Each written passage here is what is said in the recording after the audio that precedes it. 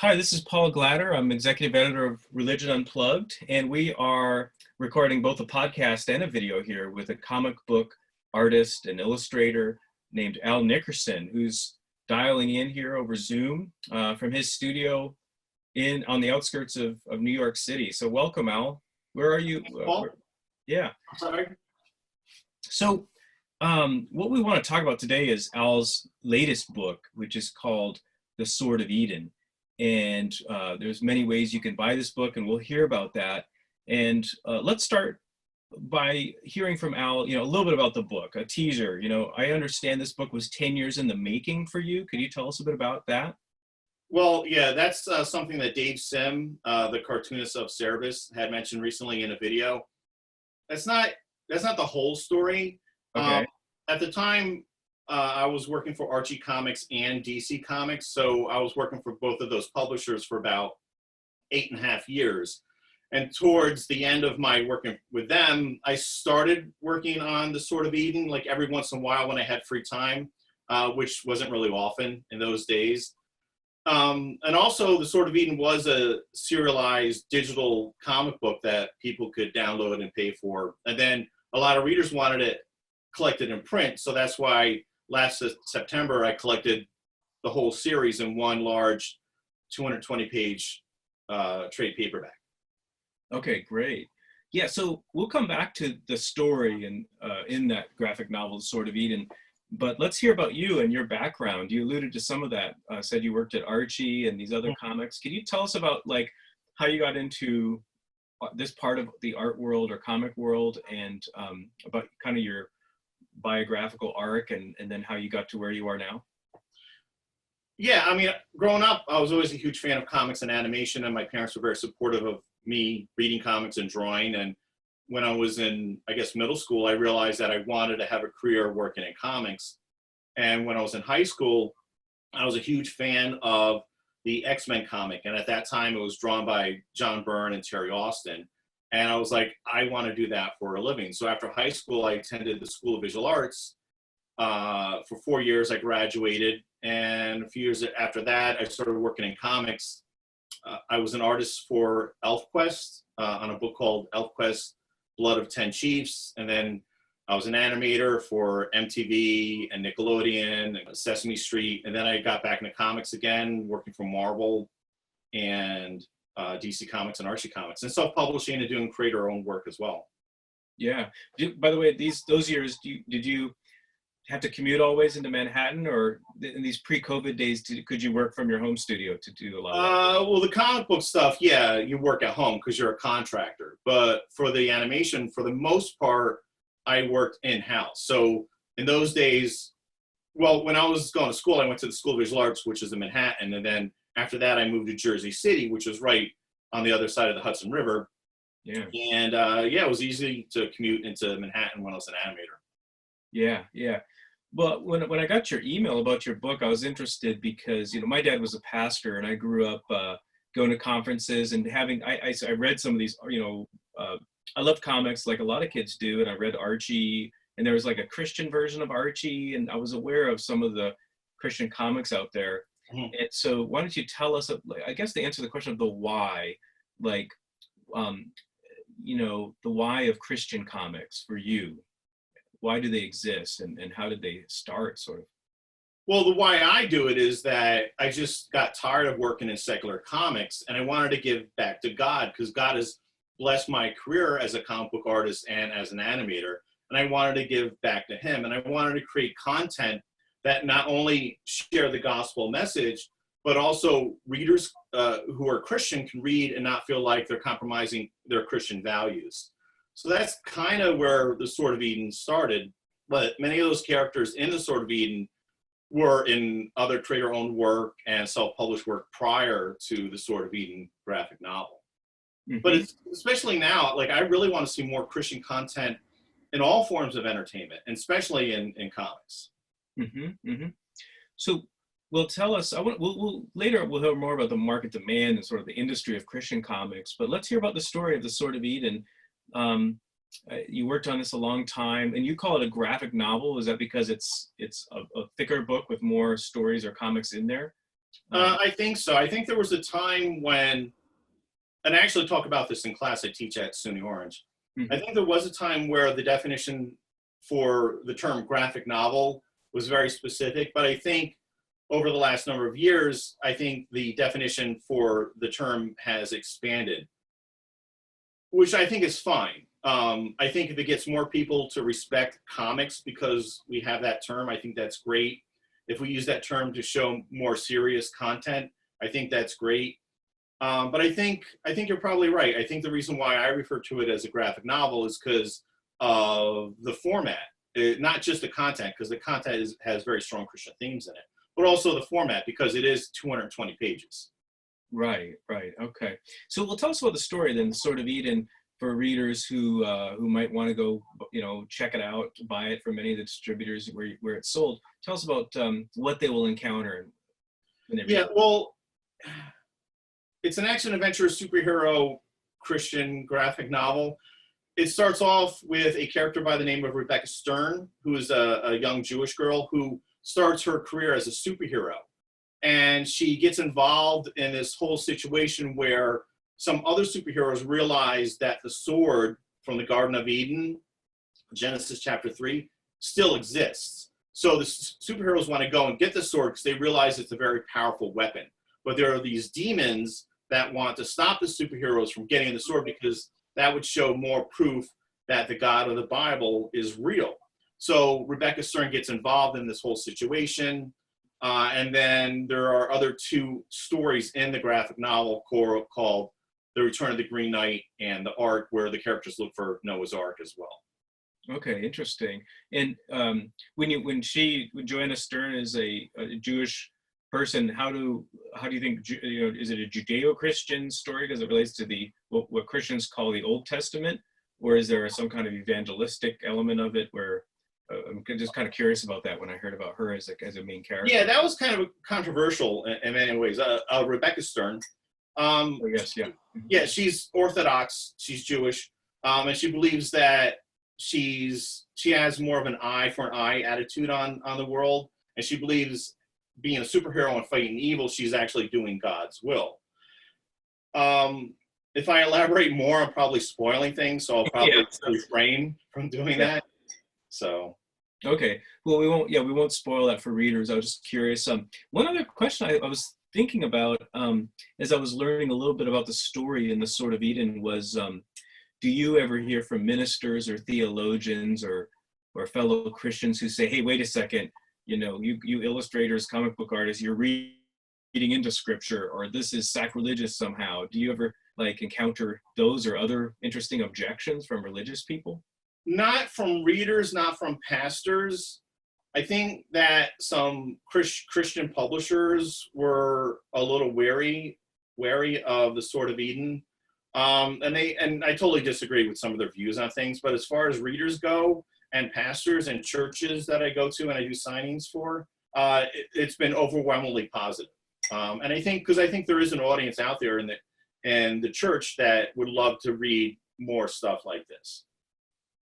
Yeah, yeah, interesting. And so you mentioned Christian publishers were wary. And you self-publish this? Is that right? Well, I did self-publish it. I had a couple of Christian publishers interested in it and publishing it in the beginning, but I realized that self-publishing is easier for me, and because I don't have an editor telling me what to write, how to draw. I have a lot more control over the content and the business side of things. And I felt like I really needed to self-publish, and so that's what I did. And I actually love the business side of working in comics as well. So it's Yeah, all been quite wonderful. yeah. And by the way, people who want to buy this can buy it on christianbook.com/CBD, as I saw it, and many other places, right, Al? Well, yeah, if you go to my website, theswordofeden.com, there are links to christianbook.com, and they're great. I love those guys. They've been very supportive. Also, people can send me an actual check through snail mail or purchase the book through PayPal or Amazon or eBay. So if you go to theswordofeden.com, there are links to all those different websites. But yeah, christianbook.com, they're fantastic. I love those guys. Great. Okay, great. Well, I'm definitely gonna buy a copy of this book, and I hope many of the listeners and viewers do as well. I'm curious to learn more. I was a business reporter. I'm curious to learn more about sort of the market demand for comics and this subcategory of Christian comics. I mean, we can see Marvel's booming right now, and in terms of box office movies, in terms of the interest in sort of comic book characters, Stan Lee and all these others. But can you give us an overview of how the movie success translates to buying of the actual comic books these days, and then go to the subcategory, how does it translate to Christian comic books? Yeah, I don't think there's much of a crossover between moviegoers who see a Marvel film and then who might go into a comic book store and purchase, a comic. I don't think there's a huge crossover there. I think there have been instances of that in comics history. I think the Watchmen movie, you had people coming in and picking up the Watchmen trade paperback or the Walking Dead TV show, because you had a lot of viewers of the TV show coming to comic book stores picking up the Walking Dead comic. I think another great example was like in 1989 when the Tim Burton Batman film came out. Mm-hmm. There was a huge merchandising campaign going on promoting the movie, and I think a lot of people actually came out to comic book stores to purchase Batman comics at that time. But normally, I don't think there's a huge crossover for those who actually see the movies and then want to go read the comics. They're completely two different mediums. But if the films and TV shows get more people to appreciate superheroes and actually possibly read more comics, I think that's great. As far as Christian comics go, there's not many Christian comics out there. So I think that for me, what I have found is that I'm having more people within the church pick up the book. So for me to get the book into the hands of the church, I think that's where my audience really is. Okay. So if we were going to look back in time we're in 2020, so if we were going to look back in the last 40, 50 years, do you have a sense of how the trend line would go for overall comic book sales, and then how it would go for Christian comic book sales? Do they run in tandem? Was there a peak of sales for comic books and Christian comic books? And where are we now? If you happen to know that.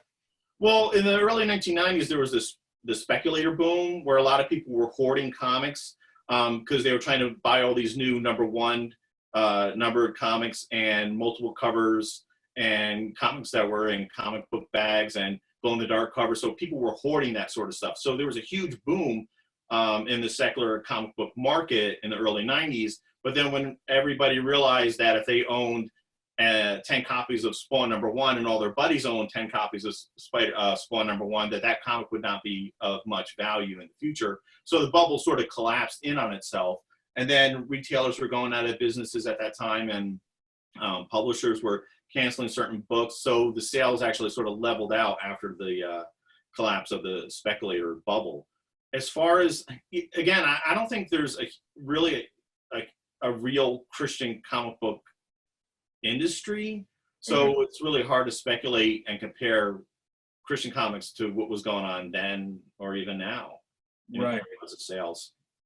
Okay. So yeah, so when I think of like growing up in the 80s and 90s, I thought, was there some famous, and this question gets to the community of people making these. I mean, you sent me some links to a couple of YouTube channels where there's people out there passionate about Christian comics and showing the kind of works available.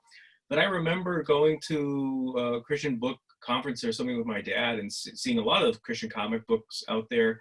And I thought there was at least one or two really big name comic book artists in the mainstream who were doing Christian stuff on the side. Is that an accurate perception? Or I think in the 1980s, there was a publisher that was publishing Christian comics. I don't recall the name though. Mm-hmm. Okay. So I guess, do you feel like a lone ranger, or do you find a lot of other kind of illustrators and comic book people out there, creators of comic books and artists of comic books doing the kind of stuff that you're interested in? Well, as a Christian in general, I feel like a lone ranger, right? As far as, secular comics have gotten really secular in recent years. There are some Christians who actually work in the secular comic book industry, and I used to as well. But yeah, it's weird because on the one hand, it's kind of nice not to have a whole lot of competition. But on the other hand, I really would like to see more Christian comics out there as well. But there are some, and there used to be some Christian web comics that I used to enjoy as well. Okay. Yeah. Well, let's talk a little bit about why again sort of the why around comic books, right? We see, like in Japan, you go to the 7-Elevens or whatever, and there's tons of these manga comics and a lot of really cool stuff out there. So my kids like Pokemon, and we go to our local comic book store here in New Jersey. But as a parent, of course, you're at the comic book store and you start to see, whoa, there's a lot of stuff here I don't really want my kid to see at their age. Right. So what's the sort of dynamic of like the power of the image and what young people especially are taking in, or anyone's taking in, and how do we, how should a consumer whose kids are interested in comics, or an adult who's interested in comics, and you're a Christian or maybe a person of another faith, when you go to the comic book store, what's sort of the thought process in terms of navigating it from a moral standpoint, if not a religious standpoint? Yeah, it's kind of tricky nowadays, because when I was growing up, comic books weren't as mature in their content as they are now. So if I were a parent and a Christian parent, yeah, I would be very wary of the kind of things that my kids would read, especially with comics nowadays. So yeah, and that's another reason that I really want to do something like the Sword of Eden. So how do parents get around that? I really don't know. If you walk into a comic book store, yeah, there's a lot of mature content out there. Even a lot of the comics that used to be aimed towards a younger audience, even those are very mature nowadays as well. And the thing is, I love the medium. I love drawing comics. I love teaching about comics. I love reading comics. But as far as reading new comics, there's not a whole lot out there for me. I'm not really that target audience anymore. So, because there's a lot of very mature content in those secular books, and I have a very hard time reading stuff like that. Mm-hmm. Okay. Yeah. So, by the way, have you seen other religions like Judaism or Islam, other artists emerging who have a similar feeling, like, hey, I really want to do something that relates to my particular faith or religion that has a different moral content or component? Is this a phenomenon of other major world religions, or is it more a Christian world phenomena? I'm not aware of any. I'm not aware of any, books created by Muslims or Buddhists or that sort of thing. I'm not aware of any of those. I do see in many, because you got that whole theme nowadays of sort of supernatural stuff or even end time stuff in secular entertainment and in TV shows and in comics. But so they'll do stories about angels and demons and God, but they're not very biblical. So that's kind of stuff that bothers me too. But in regards to other religions and other religious creators creating content based on their religion, I'm not aware of any. Right. Okay. Interesting. Yeah, it seems like representation or inclusion is a big thing in almost every industry, including comic books, where, I think Black Panther was such a hit at the box office, and it kind of going through a big revival, and Ta-Nehisi Coates is writing a comic book, I think, for that title. But, so it's interesting when you think about religion as an identity issue for people. It's part of who they are. And comic books also lend themselves to, right, dealing with good and evil and concepts, and maybe eschatology, concepts of the whole world, right? So, and the origins of the world and all. So, I was thinking back. So your title is your target. That if is it the church and existing people of your faith, or is it two targets? It's also someone who isn't part of your faith. In other words, is it entertainment or also sort of evangelism, or a combination of the two? I think initially it was the combination of the two, because I do want to use the medium that I love to share the gospel, because we have that great commission as Christians to share the gospel message of Jesus Christ. And that's something I really would want to do. But yeah, it's got a twofold sort of, I don't want to say agenda, where yes, I want to create something in comics where I'm sharing the gospel message, as well as creating content for Christians as well. But for the most part, in regards to the secular comic book industry, I've been completely ignored.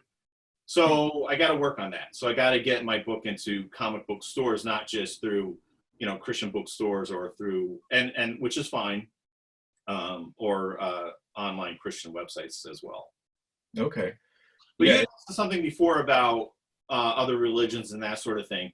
I think we got to be very careful on because I know, like at the San Diego Comic-Con every year, there's usually a panel on spirituality and comics, but their topic is so broad, because they'll focus on like Wonder Woman and sort of the Greek mythology, or books that deal with witchcraft and that sort of thing. So I think we got to be very careful when we call something that's truly spiritual. That's something that's truly from God, from the one true God of the Bible. So I think we got to be very careful with things like that. Mm-hmm, mm-hmm. Right. So yeah, but it's interesting. The word I was looking for earlier was metaphysics. Comics get into metaphysics. They get into philosophy, theology of sorts, and Sure. Interesting ways. So yeah, but we gotta always focus on what the truth is, though. Right. So tell us a little bit about. We appreciate just explaining your approach to this world and about your book. And so tell us. Where you go next. It sounds like you're working on a sequel. Also, are there movie rights in the works for either of these books? And is this the first book in a certain number of years? Are you is this, or have you produced a lot of other books before this that people might want to check out? Or is this the one they start with? And then tell us where you're going after that. Well, what I've done in the past, yeah, I've self-published a couple of books prior to this with some of the characters that do appear in the Sword of Eden. I've worked on other creator-owned work with some of the characters that have appeared in other people's publications as well. In regards to so I am working on a sequel. It's called The Sword of Eden Shinobi. It's probably going to be about 100 pages, because self-publishing something that's 220 pages, it's incredibly time-consuming. Yeah. The movie rights thing, I talked to 2 Christian networks that were very interested in adapting The Sword of Eden into an animated series. And that was a very exciting time. But then they crunched the numbers and they realized how expensive it is to actually create an animated series. So they, excuse me, so they kind of passed on it. But I'm hopefully that maybe they'll change their mind, or see if I can find a Christian studio to actually take a chance with it. Because the thing is because we're talking about Christian animation, and other than something like VeggieTales, I'm not quite sure what other Christian animation is out there. Right, maybe some specialty videos, trying to remember the name of. Wasn't there one called The Star, or The Star of Bethlehem, or something like that? Maybe so. What about, there's one called Superbook. Oh, yeah. I still see some Sunday schools showing that one sometimes. Yeah, I haven't watched that, but yeah. So there's not a whole lot, but if we could get more, that would be great.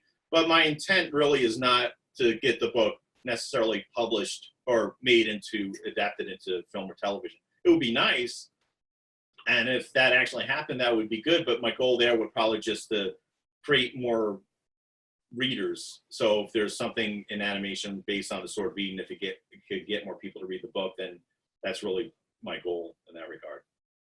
Right. Well, it's been great talking with you and hearing about your approach. Is there anything else you wanted to tell our listeners or viewers? Well, I just want to mention how important it is for me to work on something like the Sword of Eden that has the gospel message in it, that in regards to, because Jesus gave us the Great Commission to share the gospel with the whole world, that God became man, the Son of God, and he suffered and died on a cross, and he rose again. And for those who repent and believe in him can have eternal life and be right with God. And it's such a wonderful, wonderful message, and a very important message. So that's why I really like working on something like the Sword of Eden, and how I feel it's really important to get it into the hands of people.